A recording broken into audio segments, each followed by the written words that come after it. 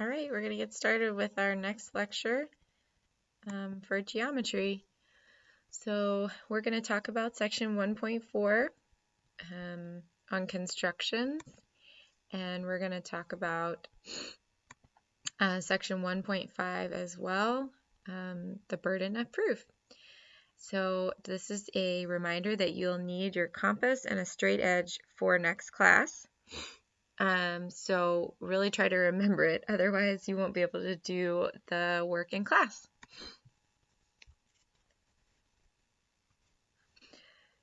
So a brief introduction to constructions. Constructions are problems where we will use only a compass to draw circles and a straight edge to make straight line segments. So you can use a ruler as a straight edge, but you can't actually use the ruler to measure anything. So have no rulers to measure anything, no protractors, which protractors help us to draw angles, and we'll do that in the next chapter. That would be cheating if we use those. Constructions help us to gain a deep understanding of geometry. However, I will say that a lot of high school geometry classes don't do constructions anymore. I think that it used to be that all geometry classes did them. Some geometry classes will do constructions, but only with a computer and use computer programs to do it. So for our class, though, I would like to do it old school and actually do real constructions. And hopefully you'll like them because it's kind of like drawing.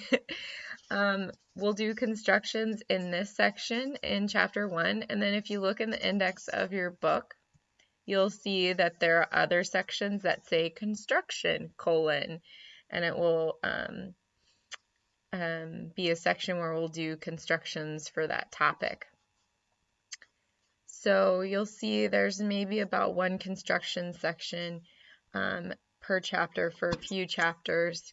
And then there are definitely a lot of chapters that don't have constructions as well. So in your book, it lists the only operations you can perform with your compass and straight edge. So there's a lot of limitations to what you can actually do with your compass and straight edge. And that's because that's how the geometers decided that they would do their math. So they're basically, when you're doing your constructions for the whole year, you're going to want to look at this list of 5 things to make sure you don't break any of the rules. And it's kind of helpful though, because when you're doing a construction problem, you basically can look at the list and decide which one you want to try first to use to help you solve the problem. So I kind of see it as a helpful thing and not as limiting. I'm not going to read them out loud, so if you want to pause and read these operations, you can. And I kind of recommend that you have these written down somewhere or print out this slide so that you have them readily available. It's a lot of information, but what's really cool is that these 5 operations are enough for all of geometry. So to be able to construct everything in geometry, we only need those 5 things. So you definitely don't want to memorize them. And like I said, maybe print the previous slide. That might be helpful, or you can make your own list. So I'm actually not going to work constructions on this lecture video. I think that would be difficult for me to do well because you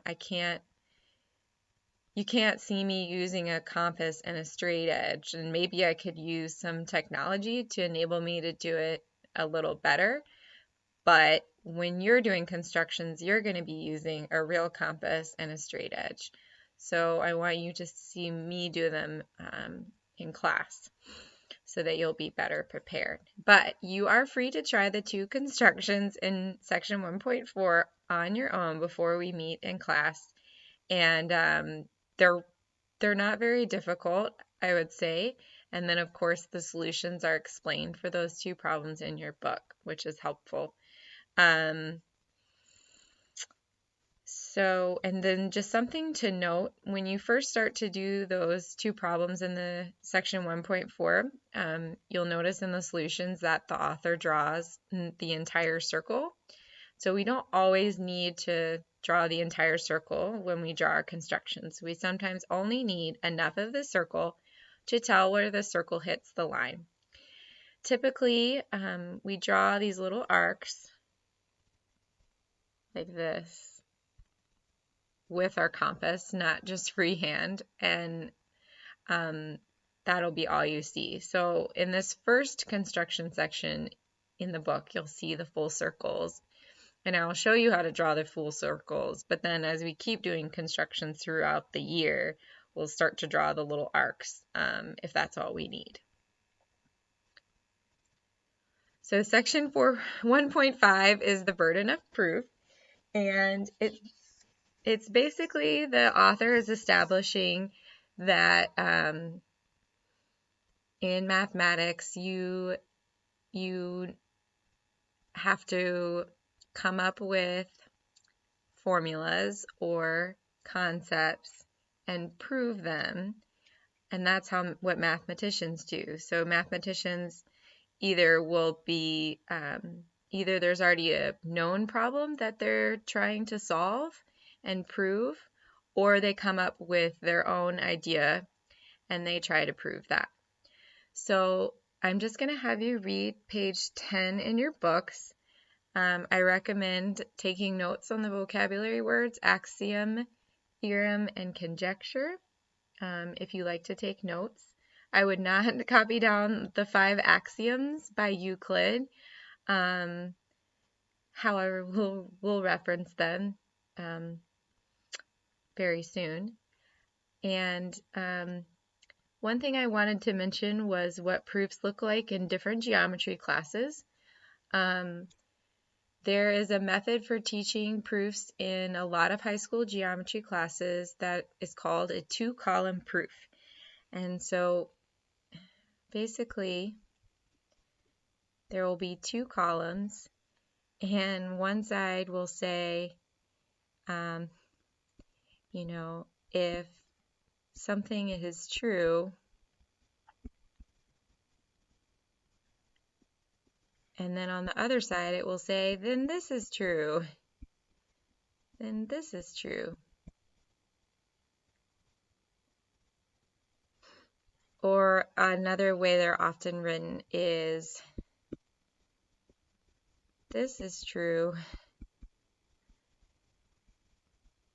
and then, oops, this would be like a second one, I guess,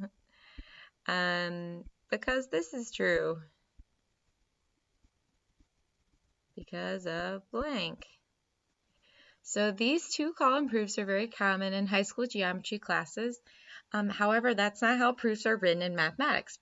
Proofs written in mathematics are written with paragraphs and a lot of vertical working of mathematics with explanations and full sentences. So that's going to be how we'll do the proofs in our geometry class.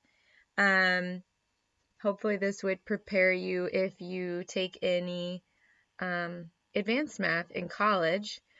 But also, if you're trying to prove anything to your parents, you're probably not going to tell them why they should allow you to go to this party this weekend because, and then you present this nice 2-column proof to them. No, that's not how you would prove to them that it's a good idea. You would say, well, so-and-so's mom is going to be there. And you would give a lot of explanations and maybe a phone number and some supporting evidence in hopes that your parents would let you go to the party. Not a 2-column. So this is how proofs work in your lives and how they work in scholarly work. So I think we should stick with proofs that are not in the 2-column format. That's just my little note on that. There are also some geometry classes that do not do proofs at all. and you'll just have to decide at the end if you liked it or not.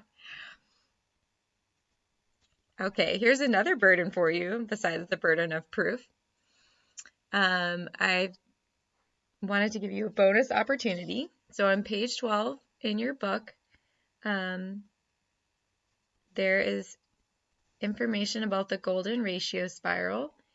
So I would like you, if you would like to do this, because this is due next class and is entirely optional, read page 12 in your book about the golden ratio spiral. Show how the equation given results in the solution given.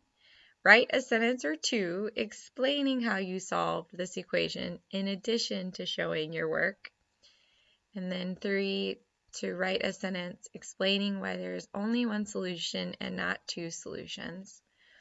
So I wanted you to know what equation I was talking about, so that's what I have written here.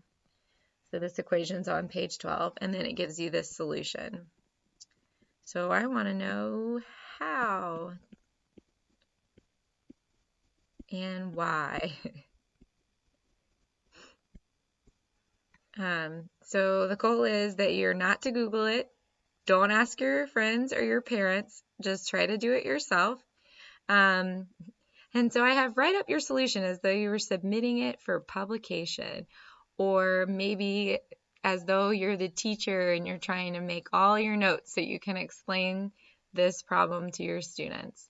My one hint is to use algebra for you guys, although I'm sure there are other ways to find this answer. And kind of the goal is for you to work on expressing yourself mathematically with full sentences. So we'll just see how it goes. And that's it for these 2 sections. And that's it for the chapter. So yay, you finished your first chapter of geometry. Congratulations.